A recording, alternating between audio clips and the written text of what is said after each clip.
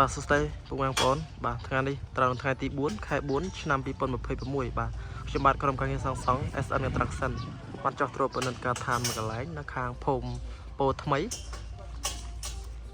ឃុំដំណាក់រាំងស្រុកឧដុង្គខេត្តកំពង់ស្ពឺបងប្អូនបាទអានេះជាការឋានខ្ញុំបាទវាឡាទឿដែលមានទំហំ7ម៉ែត្រគុណជាមួយនឹង12ម៉ែត្រហើយគិតពីកញ្ចក់មុខនេះទៅបងប្អូនហើយខឿន8ទឹកគិតពីក្រោមដល់ក្រោលើគិតពីក្រោលើដល់ស្លាបជាងលើដល់ដបូលត្រឹមក្បាត់លើបងប្អូន4ម៉ែត្រអញ្ចឹងសម្រាប់គម្រោងនេះមានទំហំដោយរៀបរាប់ខាងលើ7ម៉ែត្រគុណ12ម៉ែត្រហើយវាបន្ទប់គេង3បន្ទប់ទឹក2កន្លែងទូភ្ញៀវហើយទៅតងទ្វារចាញ់ក្រៅយើងចាញ់ជាចំហៀងបងប្អូនចាញ់ទៅកើតវិញអញ្ចឹងថ្ងៃនេះខ្ញុំបាទមកបង្ហាញពុកម៉ែបងប្អូននៅវីដេអូការងារវេលាទឿទៅដល់ការងាររៀបអិតក្រុមការងារយើងកំពុងតែរៀបចំរៀបអិតហើយនឹងចាក់ឡើងតូចិនលើដើម្បីបញ្ចប់អិតចិនលើបងប្អូនបាទដើម្បីទៅសខាងមុខនេះយើងចាក់ធំមែនតើបងប្អូនសំនឹងទៅផ្ទះ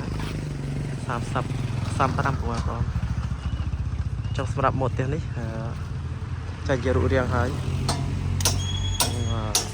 កន្លះខែទៀតហ្នឹងយើងបានបាំងដបូលហើយបងប្អូនយើងនឹងក្រងបញ្ចប់អិតមុនចូលឆ្នាំខ្មែរហ្នឹងបងប្អូនអញ្ចឹងនេះទិដ្ឋភាពការងារយើង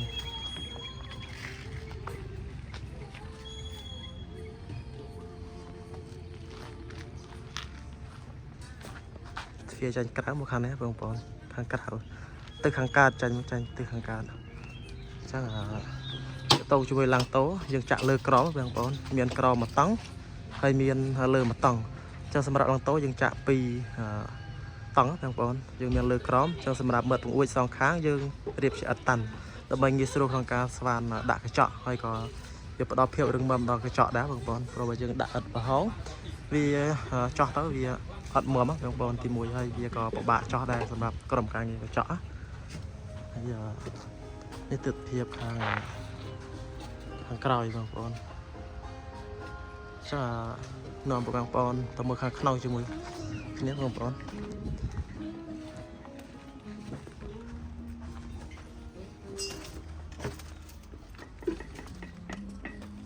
បាទនេះទិដ្ឋភាពខាងក្នុងបងប្អូនខាងក្នុងយើងអត់ទាន់បានរៀបជាមួយនឹងអត់ចាំងខាងក្នុងអត់ទាន់បានរៀបទេព្រោះសារតែយើងសម្រុករៀបខាងក្រៅដើម្បីយើងតាំងជាមួយទ្វារឈើខាងក្រៅឈើចាញ់ក្រៅខាងជំហៀងមួយហើយនិងខាងមុខអញ្ចឹងត្រង់សាច់ការងារអញ្ចឹងគឺបែបហ្នឹងបងប្អូន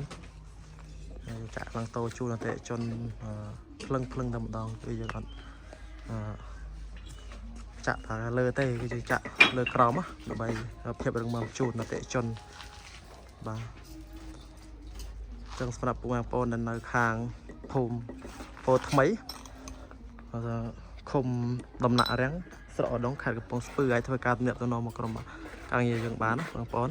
ក្រុមការងារខ្ញុំបាទក៏មានក្រុមការងារ design វិស្វករ design បងប្អូនហើយក៏មានក្រុមជាងដែលមានបច្ចេកទេសក្នុងការសាងសង់មានបបផ្សោតយូរឆ្នាំនៅខាងសាងសង់បងប្អូនបាទអរគុណបងប្អូនសម្រាប់ទស្សនាវីដេអូខ្ញុំបាទផ្លេចបងប្អូនចង់សាងសង់ម៉ូដថ្មីម៉ូដស្អាតតម្លៃសមរម្យតាមទីផ្សារបងប្អូនអាចធ្វើការទាក់ទងមកខ្ញុំបាទសូមអរគុណ